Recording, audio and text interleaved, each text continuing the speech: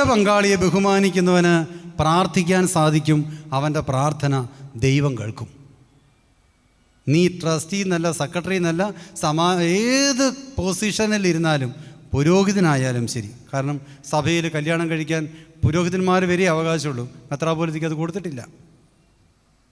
അതുകൊണ്ട് പുരോഹിതനായാലും ശമാശനായാലും സഭയിലേക്ക് ഏത് വിളി നീ സ്വീകരിച്ചാലും ശരി, നിൻ്റെ ഭാര്യയെ നീ ബഹുമാനിക്കുന്നില്ലെങ്കിൽ, ആദരിക്കുന്നില്ലെങ്കിൽ നിൻ്റെ പ്രാർത്ഥന പൂർണ്ണമല്ല, നിനക്കിട്ട് പ്രാർത്ഥിക്കാനും പറ്റില്ല. സാധിക്കണമെങ്കിൽ ദൈവസ്നേഹം, നേരത്തെ പറഞ്ഞില്ലേ, ഇടുക്കി പവർ സ്റ്റേഷനിലെ പവർ എന്നിലൂടെ പാസ്സായാലേ ഈ സാധനം ചാർജ് ചെയ്യാൻ പറ്റുകയുള്ളൂ. വയനാട്ടിൽ എനിക്കൊരു കുടുംബത്തെ അറിയാം. വിവാഹം കഴിഞ്ഞ് 3 മാസം കഴിഞ്ഞപ്പോഴേക്കും ഭർത്താവ് അരയ്ക്ക് താഴിട്ട് തളർന്നുപോയി. ആ ഭർത്താവ് കാല് പിടിച്ച ആ ഭാര്യയോട് പറഞ്ഞു, നീ പൊക്കോ, ഒരു ലൈംഗിക ശേഷി പോലും നഷ്ടപ്പെട്ട് മാംസപിണ്ഡമായി കിടക്കുന്ന എന്നെ നീ എന്തിനു സ്വീകരിക്കുന്നു, നീ പൊക്കോ. അവൻ വെറുത്തു പറഞ്ഞു, തള്ളി പറഞ്ഞു, വീട്ടുകാരും എല്ലാവരും പറഞ്ഞു. അവൾ പറഞ്ഞു, ദൈവമാണ് എന്നെ യോജിപ്പിച്ചത്, എനിക്ക് ദൈവം തന്ന ജീവിത പങ്കാളിയാ, ഞാൻ മരിക്കും, എൻ്റെ ഭർത്താവ് മരിക്കും, സ്വർഗത്തിൽ ചെല്ലുമ്പോൾ കർത്താവ് എന്നോട് ചോദിക്കും, എൻ്റെ മോൻ എന്തേന്ന് ചോദിക്കുമ്പോൾ, അച്ഛാ താലന്തിൻ്റെ ഉപമ പറഞ്ഞതുപോലെ 5 കിട്ടിയത് 10 ആക്കി, 2 കിട്ടി 4 ആക്കി, 1 കിട്ടിയവൻ പറഞ്ഞു, ദേണ്ടേ കിടക്കണം നിൻ്റെ താലന്ത്, പറ്റിയ സാധനത്തിനെ തന്നത് എന്ന് പറഞ്ഞ് തള്ളിക്കളയാൻ പറ്റുമോ? 1 കൊരിന്ത്യർ 7-ാം അധ്യായം നന്നായിട്ട് വായിക്കുക. സ്നേഹമുള്ളവരെ, ഇന്ന് ഈ കാലഘട്ടത്തിൽ കുടുംബജീവിതം ഫെയിലിയർ ആകുന്നതിൻ്റെ ലക്ഷണങ്ങൾ കണ്ടു തുടങ്ങി. ടാങ്ക് ലീക്കാവുമ്പോൾ വെള്ളം പുറത്തേക്ക് ചാടും എന്ന് പറഞ്ഞതുപോലെ കുടുംബജീവിതങ്ങൾ തകരുന്നതിൻ്റെ ലക്ഷണമാണ് അപ്പോസ്തലൻ നമ്മളെ പഠിപ്പിക്കുന്നത്. 1 കൊരിന്ത്യർ 7-ാം അധ്യായത്തിൽ 8 തൊട്ടൊന്ന് വായിക്കാം. അവിവാഹിതരോടും വിധവകളോടും ഞാൻ പറയുന്നു, എന്നെപ്പോലെ ആയിരിക്കുന്നതാണ് അവർക്കു നല്ലത്. എന്നാൽ സംയമനം സാധ്യമല്ലാത്തവർ വിവാഹം ചെയ്യട്ടെ. വികാരം കൊണ്ട് ദഹിക്കുന്നതിനേക്കാൾ വിവാഹിതരാകുന്നതാണ് നല്ലത്.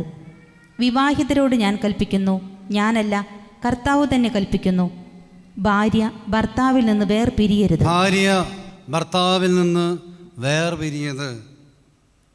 എന്താണ് വേർപിരിയുക എന്ന് പറഞ്ഞതിൻ്റെ അർത്ഥം? രണ്ടായി തീരരുത്. ഇന്ന് പുറമെയൊക്കെ എല്ലാവരും നല്ല യോജിപ്പുകാരാണ്. ഒരു കുടുംബജീവിതത്തിലേക്ക് പോകട്ടെ, കല്യാണമൊക്കെ നടക്കാൻ നേരത്ത് ഭാര്യയും ഭർത്താവും മക്കളും ഏതാണ്ട് എല്ലാം ഒരു കുടുംബത്തിൽ നിന്ന് ഇറങ്ങുന്ന പോലെയൊക്കെയാണ്. പുറമെ എല്ലാം ഷോയാണ്. ആകാമേ ഉള്ളിൻ്റെ ഉള്ളിൽ വെറുപ്പും വൈരാഗ്യവും മനസ്സിലാക്കാൻ പറ്റാത്തവണ്ണമുള്ള സകല ദുഷ്ടതകളുമാണ് കിടക്കുന്നത്. വായിച്ചോ. അഥവാ വേർപിരിയുന്നെങ്കിൽ അവിവാഹിതയെപ്പോലെ ജീവിക്കണം, അല്ലെങ്കിൽ ഭർത്താവുമായി രമ്യതപ്പെടണം. ഭർത്താവ് ഭാര്യ ഉപേക്ഷിക്കരുത്. ശേഷമുള്ളവരോട് കർത്താവല്ല ഞാൻ തന്നെ പറയുന്നു. ഈ കർത്താവല്ല ഞാൻ തന്നെ പറയുന്നു എന്ന് പറഞ്ഞ വാക്കിൻ്റെ അർത്ഥം, കർത്താവ് പറഞ്ഞത് സ്ത്രീയെ ഉപേക്ഷിക്കരുത്, അവർ രണ്ടും രണ്ടല്ല ഒന്നത്രേ, മാതാപിതാക്കളെ വിട്ട് ഭാര്യയോട് ചേരും എന്ന് പറഞ്ഞത് കർത്താവ് എന്ന് പറഞ്ഞത് പിതാവായ ദൈവത്തിൻ്റെ കൽപ്പന, യേശു പറഞ്ഞ കൽപ്പനയാണ്. ഞാൻ തന്നെ പറയുന്നു എന്ന് പറഞ്ഞത് അപ്പോസ്തലൻ പരിശുദ്ധാത്മാവിൽ നിറഞ്ഞുകൊണ്ട് ആത്മാവിൻ്റെ കൽപ്പനയാണ്. ഈ കാലഘട്ടത്തിൽ ഹോളി സ്പിരിറ്റിൻ്റെ കൽപ്പനയാണ് ഈ പറയുന്നത്. വായിച്ചോ. ഏതെങ്കിലും സഹോദരന് അവിശ്വാസിനിയായ ഭാര്യ ഉണ്ടായിരിക്കുകയും അവൾ അവനോടൊത്ത് ജീവിക്കാൻ സമ്മതിക്കുകയും ചെയ്താൽ അവൻ അവളെ ഉപേക്ഷിക്കരുത്. ഈ കാലഘട്ടത്തിൽ വ്യാഖ്യാനിക്കാൻ പറ്റിയ ഏറ്റവും നല്ല വചനമാണത്. ഏതെങ്കിലും ഒരു ഭാര്യയുണ്ട്, കെട്ടിപ്പോയി, ഇനി ഉപേക്ഷിക്കാൻ പറ്റുമോ കേട്ടോ? നിവൃത്തികേടാണ്, ഇഷ്ടമാണോ കേട്ടോ? അല്ല. ഉപേക്ഷിക്കാൻ പറ്റുമോ? ഇല്ല. വേറെ ഒന്ന് കെട്ടാൻ പറ്റുമോ? ഇല്ല. 2 മക്കളാണ് ഇതിനിടയ്ക്ക് ഉണ്ടായിപ്പോവുകയും ചെയ്തു. ആത്മഹത്യ ചെയ്യാൻ പറ്റുമോ? ഇല്ല. എന്താ കാര്യം? ഒരു കൊച്ചുണ്ടായിപ്പോയി. ഇഷ്ടമല്ല താനും, എന്നാൽ കൂടെ നടക്കുകയും ചെയ്യുക. ഇതാണ് ഇപ്പോൾ കുടുംബജീവിതത്തിൻ്റെ ഒരു പ്രതിസന്ധി. ഈ വചനമാണ് കർത്താവ് പറയുന്നത്. ഏതെങ്കിലും ഒരു ഭാര്യയ്ക്ക് ഭർത്താവ് അവിശ്വാസിയാണ്, എന്നാൽ അവൻ നിൻ്റെ കൂടെ ജീവിക്കാൻ ആഗ്രഹിക്കുന്നുവെങ്കിൽ തള്ളിക്കളയരുത്. അവനെ വിശുദ്ധീകരിക്കാൻ നിന്നെക്കൊണ്ട് സാധിക്കും. ഭർത്താവിന് ഭാര്യയും ഭർത്താവിനും വിശുദ്ധീകരിക്കാൻ സാധിക്കും. താട്ടുവായിച്ചേ. ഏതെങ്കിലും സ്ത്രീക്ക് അവിശ്വാസിയായ ഭർത്താവ് ഉണ്ടായിരിക്കുകയും അവൻ അവളോടൊത്ത് ജീവിക്കാൻ സമ്മതിക്കുകയും ചെയ്താൽ അവൾ അവനെ ഉപേക്ഷിക്കരുത്. എന്തെന്നാൽ അവിശ്വാസിയായ ഭർത്താവ് ഭാര്യ മുഖേന ഭാര്യ മുഖാന്തരം വിശുദ്ധീകരിക്കപ്പെടുന്നു. വിവാഹം എന്ന് പറയുന്നത് എന്താണെന്ന് അച്ഛൻ പറഞ്ഞത്? വിശുദ്ധീകരണമാണ്, കൂദാശയാണ്. Not an agreement but a sacrament. ഇതാണ് രഹസ്യം. അതുകൊണ്ടാണ് കർത്താവ് ആമയെ പോലെയുള്ളതിന് മുയലിനെ പോലെ തരാൻ കാരണം. ചിലർക്കൊക്കെ ഒരു സംശയം തോന്നുന്നു, അല്ലെങ്കിലും കർത്താവേ ഇത് നമുക്ക് തന്നെ ചേർന്ന് തന്നെയാണോ? നിനക്ക് കിട്ടിയിരിക്കുന്നത് ചേർന്ന് തന്നെയാണ്. ഇവൻ നിന്നെ സ്വർഗത്തിലെത്തിക്കും, ഇവളെ നിന്നെ സ്വർഗത്തിലേക്കും, ഇവളെ നിന്നെ പ്രാർത്ഥിക്കാൻ പഠിപ്പിക്കും, ഇവളെ നിന്നെ ദൈവസന്നിധിയിൽ എളിമപ്പെടാൻ ഇടയാക്കി തീരും. കാരണം ഇവൾ നിന്നെ സ്വർഗത്തിലെത്തിക്കും. എൻ്റെ മകനെ നിൻ്റെ കയ്യിൽ ഏൽപ്പിച്ചാൽ നീ വിശുദ്ധീകരിക്കുമെന്ന പ്രതീക്ഷ കർത്താവിനുള്ളത് കൊണ്ടാണ് കർത്താവ് ഈ മകനെ നിൻ്റെ കയ്യിലേക്ക് ഏൽപ്പിച്ചത്. Hallelujah, hallelujah. നിൻ്റെ ജീവിത പങ്കാളിയെ നിനക്ക് വിശുദ്ധീകരിക്കാൻ സാധിക്കുമെന്ന് ഉറപ്പുള്ളത് കൊണ്ടാണ്. രോഗിയായിരിക്കുന്നേ, ചിലപ്പോൾ ഒരു മാനസിക രോഗിയായിരിക്കുന്നേ, ചിലപ്പോൾ കുറവുള്ളതായിരിക്കുന്നേ, സമൂഹത്തിൽ ചിലപ്പോൾ വരാത്ത ആളായിരിക്കുന്നേ, നീ മറ്റുള്ളവരെ നോക്കുമ്പോൾ സ്റ്റാറ്റസ് ഇല്ലായിരിക്കുന്നേ, വണ്ണം കൂടുതലായിരിക്കുകയെ, സൗന്ദര്യം ചിലപ്പോൾ കുറവായിരിക്കുകയെ, ഏത് ബലഹീനതയാണെങ്കിലും അവളെ നീ സ്വീകരിക്കുമെന്ന് ദൈവത്തിന് ഒരുറപ്പുണ്ട്. അഥവാ പിതാവായി ദൈവം നിന്നിലൊരു വിശ്വാസം വെച്ചിട്ടുണ്ട്. എൻ്റെ മോളെ നിനക്ക് തന്നാൽ നീ തള്ളിക്കളയില്ലെന്ന ഒരു കോൺഫിഡൻസിന് പിതാവാൻ ദൈവത്തിനുണ്ട്. അതുകൊണ്ടാണ് ഈ ഭാര്യയെ നിൻ്റെ കയ്യിൽ ദൈവം ഏൽപ്പിച്ചത്. അതുകൊണ്ട് എല്ലാവർക്കും ലഭിച്ചിരിക്കുന്നത് ഉചിതമായ ശ്രേഷ്ഠമായ ചേർന്ന ജീവിത പങ്കാളിയാണ്. പിന്നെ എന്തിനാണ് കുടുംബജീവിതത്തിലെ ഈ അസ്വസ്ഥത, ഈ ഭാരം, ഈ കുരിശെന്ന് പറഞ്ഞാൽ ഒന്നേ ഉള്ളൂ. വിജാതീയ പുത്രിയെ ജീവിത പങ്കാളിയാക്കാൻ, വധുവാക്കാൻ യേശു ക്രിസ്തു കുരിശിൽ ബലിയായി തീർന്നതുപോലെ ഭർത്താവേ നിൻ്റെ ഭാര്യയ്ക്ക് വേണ്ടി നീ ബലിയായി തീരണം. നീ ബലിയായി തീർന്നാലേ ജീവിത പങ്കാളി വിശുദ്ധീകരിക്കപ്പെടുകയുള്ളൂ. കുടുംബജീവിതം ഒരു ബലിയാണ്. കുടുംബജീവിതം ഒരു കൂദാശയാണ്. കുടുംബജീവിതം മഹത്വത്തിൻ്റെ വിളിയാണ്. ഇത് വിശുദ്ധർക്കേ പറ്റൂ, ഇത് കണ്ടു നിൽക്കുന്നവർക്ക് പറ്റത്തില്ല. ഇതുകൊണ്ടാണ് വിവാഹം ഒരു രസമാണെന്ന് പലരും പറയും. അപ്പോസ്തലൻ പറയുക ഇതൊരു രഹസ്യമാണ്. എന്താ കാര്യം എന്നറിയുമോ? ഇത് വിളിക്കപ്പെട്ടവർക്കേ പറ്റൂ. ക്രിസ്തുവിന് മാത്രമേ കുരിശ് എടുക്കാൻ സാധിക്കൂ. പിതാവാൻ ദൈവം വേറെ ആരുടെയും കൈ കുരിശ് കൊടുത്തില്ല. പത്രോസിൻ്റെ കൈ കുരിശ് കൊടുത്തില്ല. മറ്റ് അപ്പോസ്തലന്മാരുടെ ഒന്നുമല്ല കുരിശ് കൊടുത്തത്. എന്തിനാ തോമായുടെ കയ്യിൽ കുരിശ് കൊടുക്കാതെ? യേശുവിൻ്റെ കയ്യിൽ കുരിശ് കൊടുത്താൽ മാത്രമേ ഈ കുരിശ് അവൻ പൂർത്തീകരിക്കുമെന്ന് ദൈവത്തിന് ഉറപ്പുള്ളൂ. അതുകൊണ്ടാണ് ക്രിസ്തുവിന് മുമ്പുള്ളവരുടെ കയ്യിലേക്കല്ല കുരിശ് കൊടുത്തത്. ക്രിസ്തുവിൻ്റെ മരണശേഷമാണ് വിശുദ്ധീകരണത്തിൻ്റെ കുരിശ് സഭയെ നമ്മളിലൂടെ ദൈവം തന്നത്. ഇതിനൊക്കെ ഒത്തിരി അർത്ഥങ്ങളുണ്ട്. അങ്ങനെയെങ്കിൽ നിൻ്റെ ജീവിത പങ്കാളിയെ ഈ വിശുദ്ധീകരണത്തിലൂടെ പൂർത്തീകരിക്കാൻ നിനക്ക് സാധിക്കും. അതുകൊണ്ടാണ് പരിശുദ്ധ സഭ വിവാഹം കഴിപ്പിക്കുമ്പോൾ ഏറ്റവും പ്രധാനപ്പെട്ട ഭാഗമൊക്കെ നമുക്കറിയാം അല്ലേ? സഭയുടെ സ്ഥാനത്ത് ജീവിത പങ്കാളി അഥവാ വധു, ഭർത്താവ് ക്രിസ്തുവിൻ്റെ സ്ഥാനത്താണ് നിൽക്കുന്നത്. ഒരു തോഴ്മക്കാരൻ കുരിശും പിടിച്ച് നിൽക്കുന്നുണ്ട്. ആരുടെ സ്ഥാനത്താണ് നിൽക്കുന്നത്? ആരുടെ സ്ഥാനത്താണ്? കുരിശിൻ്റെ ചുവട്ടിൽ നിന്ന് യോഹന്നാൻ്റെ സ്ഥാനത്താണ്. സഭയെ ക്രിസ്തു എപ്പോഴാണ് സ്വീകരിച്ചത്? അവൻ്റെ കുരിശു മരണത്തിലൂടെ. ഈ കുരിശു മരണത്തിനെ സിംബോളൈസ് ചെയ്തുകൊണ്ടാണ് ഈ കിരീടവാഴ്വ് ഈ സഭയിൽ ക്രമീകരിച്ചിരിക്കുന്നത്. ഈ മൂന്നാമത്തെ കിരീടവാഴ്വ് കഴിയുമ്പോഴേക്കും സത്യത്തിൽ കൂദാശിയുടെ എല്ലാ അർത്ഥങ്ങളും പൂർത്തീകരിച്ചിട്ടുണ്ട്. പിന്നെ അതിൻ്റെ മഹത്വം, അതിൻ്റെ പൂർണ്ണതയാണ് കൈപിടിപ്പിക്കുക.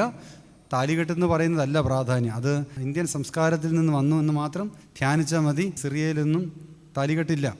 അപ്പോൾ ഏറ്റവും പ്രധാനപ്പെട്ട ഭാഗത്ത് വരാൻ നേരത്ത് പുരോഹിതൻ വാനിനുടയ കയ്യാൽ മകുടം ഘോഷം ഇറങ്ങുന്നു. ഈ പാട്ടൊക്കെ നിങ്ങൾക്ക് അറിയാലോ അല്ലേ? പാടിയിട്ടില്ലേ? അതിലൊരു വാക്ക് പാടും.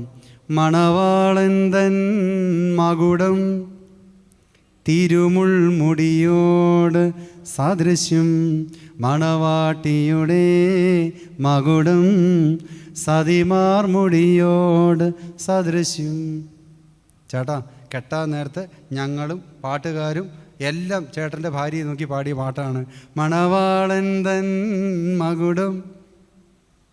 ബാക്കി പറ. തിരുമുൾമുടിയോട്. ഞെക്കിപ്പിടിച്ച വേദന എടുക്കും ചേട്ടാ. കൂടുതൽ ഞെക്കിയ ഈ മുടിക്കടെ രക്തം വരും ചേട്ടാ. ഇപ്പം പറഞ്ഞിട്ട് വല്ല കാര്യമുണ്ടോ? ഈ കുരിശെടുക്കാൻ ചേട്ടൻ യോഗ്യനാണെന്ന് കണ്ടിട്ടാണ് കർത്താവ് നിനക്ക് കൃപ ലഭിച്ചതെന്നും ജീവിത പങ്കാളിയെ ദൈവം തരാനിടയായത്. ഹല്ലേലൂയ. ഇനി പെണ്ണ് കെട്ടാത്ത ആരെങ്കിലും അന്തിരിപ്പുണ്ടെങ്കിൽ എടാ കുരിശെടുക്കാൻ സമയമായിട്ടില്ല, അതിനുള്ള പക്വതയായിട്ടില്ല, അതിനുള്ള പ്രാപ്തിയായിട്ടില്ല. പക്വതയാകുമ്പോൾ കർത്താവ് കുരിശ് തന്നോളും. ഇനി കെട്ടിക്കാൻ പറ്റാത്തതുകൊണ്ട് കെട്ടിച്ചാൻ പറ്റിയിട്ടില്ല, പ്രായമായി, ഇത്രയായി, എൻ്റെ മോൾക്ക് കല്യാണ ആലോചന ആയിട്ടില്ലേ എന്ന് പറഞ്ഞ് കരയാൻ തുടങ്ങണ്ട. കുരിശെടുക്കാനുള്ള പക്വതയായിട്ടില്ല, പ്രായമായിട്ടില്ല, അതിൻ്റെ സമയമായിട്ടില്ല. 30 വർഷം വരെ കർത്താവ് ശാന്തനായിട്ടിരുന്നത് 3.5 വർഷത്തെ ശുശ്രൂഷയും അതിൻ്റെ അവസാനത്തെ കുരിശിൻ്റെ ഏറ്റെടുക്കലുമാണ്. ഈ സഭ ഈ കാലയളവിലൊരു പാട്ട് പാടുന്നുണ്ട്.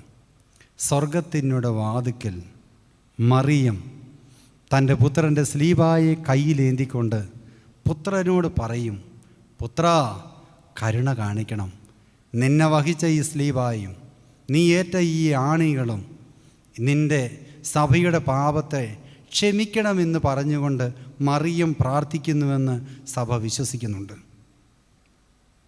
നാളെ ക്രിസ്തുവിൻ്റെ രണ്ടാമത്തെ വരവിൽ ന്യായവിധിയുടെ സമയത്ത് മണവാളൻ മണവാട്ടിയെ ചേർക്കുമ്പോൾ മണവാളനായ ക്രിസ്തു പറയും, ഞാൻ എൻ്റെ ചോര കൊടുത്ത്, എൻ്റെ ചങ്കിലെ ചോര ഞാൻ നൽകിക്കൊണ്ട്, എൻ്റെ കയ്യിലെ ആണിപ്പാടുകൾ കാണിച്ചു കൊടുത്തുകൊണ്ട് ഞാൻ നേടിയതാണ് ഈ സഭയെന്ന് പറഞ്ഞ് ഈ വിജാതീയ പുത്രിയെ തന്നിലേക്ക് ചേർക്കുന്ന സമയത്ത് കർത്താവ് ചേട്ടനോട് ചോദിക്കും, ചേട്ടാ, ജീവിത പങ്കാളിക്ക് വേണ്ടി ചേട്ടൻ കൊണ്ട പാടുകളൊന്ന് കാണിക്കാൻ പറയും.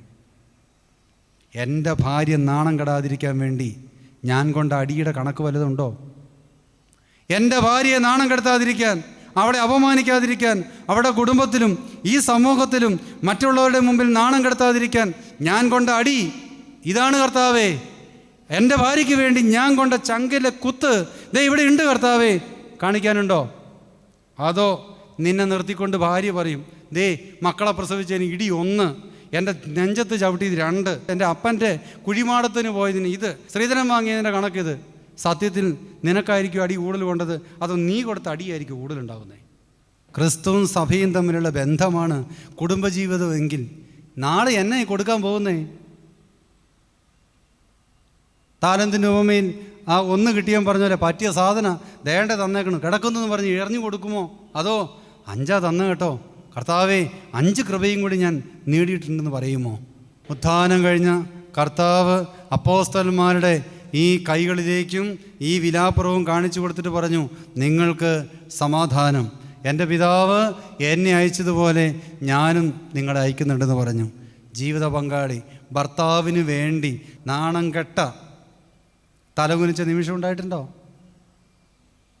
അധികാരിയായിരുന്നിട്ടും വിധിക്കാനുള്ള എല്ലാ അവകാശമുണ്ടായിരുന്നിട്ടും പീലാത്തോസിൻ്റെ മുമ്പാകെ തലകുനിച്ചതുപോലെ എൻ്റെ ഭർത്താവ് നാണം കെടാതിരിക്കാൻ, എൻ്റെ മക്കൾ നാണം കെടാതിരിക്കാൻ തലകുനിച്ചതിൻ്റെ കണക്കുണ്ടോ? അടി കൊണ്ടതിൻ്റെ കണക്കുണ്ടോ? തല്ലുകൊണ്ടതിൻ്റെ കണക്കുണ്ടോ? നമ്മളൊക്കെ കണക്ക് ചോദിക്കുന്നവരായി പോയി സഹോദരങ്ങളെ, കണക്ക് ചോദിക്കുന്നവർ. അതാണ് നമ്മളും ക്രിസ്തുവും തമ്മിലുള്ള ബന്ധം. ഇതുകൊണ്ട് അവനും നമ്മളും തമ്മിൽ യാതൊരു യോജിപ്പും ഇല്ലാതെ കർത്താവോ എവിടെ കിടക്കണം? എന്ത് ബന്ധം? ഈ കുടുംബജീവിതത്തിൽ എന്തിനാണെന്നറിയോ? കുടുംബ പ്രാർത്ഥന തന്നേക്കണേ. ഈ കുടുംബജീവിതത്തിൽ എന്തിനാണെന്നറിയോ? വിശുദ്ധ കുർബാന സ്ഥാപിച്ചിരിക്കുന്നത്. ഓരോ കുടുംബ പ്രാർത്ഥനയിലും ഓരോ വിശുദ്ധ കുർബാനയിലും നിൻ്റെ ജീവിത പങ്കാളിയുടെ ഈ മുറിവുകൾ നിനക്ക് ഏറ്റെടുക്കാൻ ക്രിസ്തുവിൻ്റെ മുറിവ്, ക്രിസ്തുവിൻ്റെ ശരീരം നിനക്ക് ശക്തിയാണ്. എൻ്റെ ജീവിത പങ്കാളിയുടെ മുറിവ് സഹിക്കാൻ വേണ്ടി കുർബാന അനുഭവിച്ചിട്ടുണ്ടോ? എൻ്റെ ജീവിത പങ്കാളിയുടെ ബലഹീനതകൾ സഹിക്കാൻ ശക്തിയില്ലാത്തതുകൊണ്ട് കുർബാന സ്വീകരിച്ചിട്ടുണ്ടോ? ഞാൻ എന്തിനാ കുർബാന സ്വീകരിച്ച്? ഞാൻ എന്തിനാ പള്ളിയിൽ പോയത്? ഞാൻ എന്തിനാ ധ്യാനം കൂടുന്നേ? ഞാനീ ധ്യാനം കൂടുന്നതേ എൻ്റെ ഭാര്യയെ ഞാൻ ആഗ്രഹിക്കുന്ന പോലെ മാനസാന്തരപ്പെടുത്തി എനിക്ക് നാളെ മുതൽ ചെണ്ട കൊട്ടാനുള്ളതല്ല. എൻ്റെ ജീവിത സൗകര്യം, ഞാൻ ആഗ്രഹിക്കുന്ന സമയത്ത് ഭക്ഷണം, ഞാൻ ആഗ്രഹിക്കുന്ന സമയത്ത് വസ്ത്രം, ഞാൻ ആഗ്രഹിക്കുന്ന രീതിയിലുള്ള പരിശീലനവും പരിപാലനവും കിട്ടാനല്ല ഞാൻ ധ്യാനം കൂടുന്നത്. ഒറ്റ കാര്യമുള്ളൂ, എൻ്റെ ജീവിത പങ്കാളിയെ സ്വർഗത്തിൻ്റെ മകളാക്കാൻ വേണ്ടി എൻ്റെ ദൈവം, പിതാവായ ദൈവം എനിക്ക് തരുന്ന കുരിശ് ഏതറ്റം വരെയും ചുമന്നുകൊണ്ട് അപ്പൻ്റെ മുമ്പിൽ ഇതാ നിൻ്റെ മകളെന്ന് പറഞ്ഞ് സമർപ്പിക്കാനുള്ളതാണ് കുടുംബജീവിതം. എൻ്റെ ഭർത്താവ് മാനസാന്തരപ്പെട്ട് ഞാൻ ആഗ്രഹിക്കുന്ന പോലെ സാരിയും വാങ്ങിത്തന്ന് ഭക്ഷണവും വാങ്ങിത്തന്ന് എനിക്കിഷ്ടമുള്ളതുപോലെ എൻ്റെ ജീവിത സുഖത്തിന് വേണ്ടി തരാനുള്ളതല്ല കുടുംബജീവിതത്തിന് ധ്യാനം കൂടുന്നത്. പകരം പിതാവായ ദൈവത്തിൻ്റെ മുമ്പാകെ ഒരിക്കൽ ഞാൻ കടന്നു ചെല്ലും. ഞാൻ പറയും, പിതാവേ, ഈ ഭൂമിയിൽ വെച്ച് അങ്ങ് എനിക്ക് തന്ന ജീവിത പങ്കാളി, അവനെ വിശുദ്ധീകരിക്കാൻ ഞാനേറ്റ മുറിവുകളാണ് ഈ മുറിവുകൾ, ഞാനേറ്റ പാടുകളാണ് ഈ പാടുകളെന്ന് അപ്പോസ്തലന്മാർക്ക് ക്രിസ്തു കാണിച്ചതുപോലെ കാണിക്കാനുള്ള പാടുകൾ സമർപ്പിക്കാനുള്ളതാണ് ജീവിതത്തിൻ്റെ അവസാനവും ന്യായവിധിയും ദൈവത്തിൻ്റെ സ്നേഹത്തിൻ്റെ ആ വെളിപ്പെടുത്തലും. അതുകൊണ്ട് കുടുംബജീവിതം എന്ന് പറയുന്നത് തട്ടിയും മുട്ടിയും ഹോട്ടലിൽ പോകാതെ ശാപ്പാട് പഠിച്ച് സെർവൻറ്റിന് കാശും കൊടുക്കാതെ തുണി അലക്കി നമ്മുടെ ജീവിതത്തിന് ഉരുട്ടി കിട്ടുന്നൊരു സാധനമല്ല കുടുംബജീവിതം. ഇതെങ്ങനെയെങ്കിലുമൊക്കെ തട്ടിയും മുട്ടിയും മുന്നോട്ട് പോകാനുള്ളതല്ല കുടുംബജീവിതം. കുടുംബജീവിതത്തിന് ഒറ്റ വിളിയുള്ളൂ, ഇതൊരു കൂദാശയാണ്, ഇത് വിശുദ്ധീകരിക്കാനുള്ളതാണ്. യോഹന്നാൻ 13:34. നിങ്ങളൊന്ന് ധ്യാനിക്കണം, ക്രിസ്തുവായ ഞാൻ ഈ സഭയെ സ്നേഹിക്കാൻ വേണ്ടി എന്തുമാത്രം ഞാൻ സഹിച്ചുവെന്ന് നിങ്ങൾ ധ്യാനിക്കുക. ആ ധ്യാനിച്ചതിൻ്റെ അടിസ്ഥാനത്തിൽ നിങ്ങൾ പരസ്പരം സ്നേഹിക്കുക. നിങ്ങളുടെ ഈ സ്നേഹം കണ്ടുകൊണ്ട് ലോകത്തിലുള്ളവർ ക്രിസ്തുവിൻ ഇവർ മഹത്വീകരിക്കപ്പെട്ടവർ വിശുദ്ധരെന്ന് ജാതികൾ പാടുമെന്ന് വിവാഹ കൂദാശയിൽ എഴുതി വച്ചിട്ടുണ്ട്. ലോകം ക്രിസ്തുവിൻ്റെ പിന്നാലെ പോകും, ലോകം ക്രിസ്തുവിനെ സ്നേഹിക്കും. ജീവിത പങ്കാളിക്ക് വേണ്ടി ഒരു നിമിഷം ആത്മാർത്ഥമായിട്ട് പ്രാർത്ഥിക്കുക. ജീവിത പങ്കാളി ഉള്ളവർ ഭാര്യയെ ഭർത്താക്കന്മാരെ ഓർക്കുക, ഭർത്താവിന് ഭാര്യമാരെ ഓർക്കുക. കണ്ണുകളടച്ച്. ഒരു ദേവാലയത്തിൽ വെച്ചാണ് നിൻ്റെ കുടുംബജീവിതം ആരംഭിച്ചത്. നിൻ്റെ അപ്പനും അമ്മയും ദേവാലയത്തിൽ വെച്ച് ആരംഭിച്ച കുടുംബജീവിതത്തിൻ്റെ പൂർണ്ണതയാണ് നീ ഈ ഭൂമിയിലുണ്ടായത്. അതിൻ്റെ നന്ദി സൂചകമാണ് നിൻ്റെ മാമോദീസ. ആ മാമോദീസ നിൻ്റെ വിശുദ്ധീകരണത്തിൻ്റെ അടയാളവും കുരിശെടുക്കാനുള്ള ശക്തിയുമായിരുന്നു.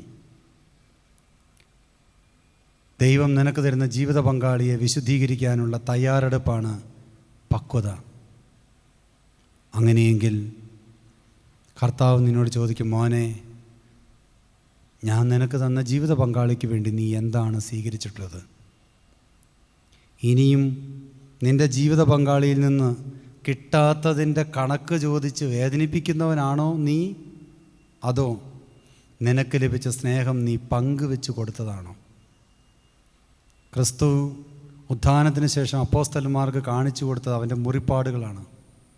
എങ്കിൽ കുടുംബജീവിതത്തിൻ്റെ നമ്മുടെ മുറിപ്പാടുകളാണ് നമ്മളുടെ മക്കളുടെ വിശുദ്ധിയുടെയും നമ്മുടെ മക്കളുടെ സ്നേഹത്തിൻ്റെയും അടിസ്ഥാനം. ഏതെങ്കിലും കുഞ്ഞുങ്ങൾ ഇന്ന് പിഴച്ചു പോയിട്ടുണ്ടെങ്കിൽ, ഏതെങ്കിലും കുഞ്ഞുങ്ങൾ ദൈവത്തെ ഉപേക്ഷിച്ച് പോയിട്ടുണ്ടെങ്കിൽ അതിന് കണക്ക് കൊടുക്കേണ്ട മാതാപിതാക്കളാണ്.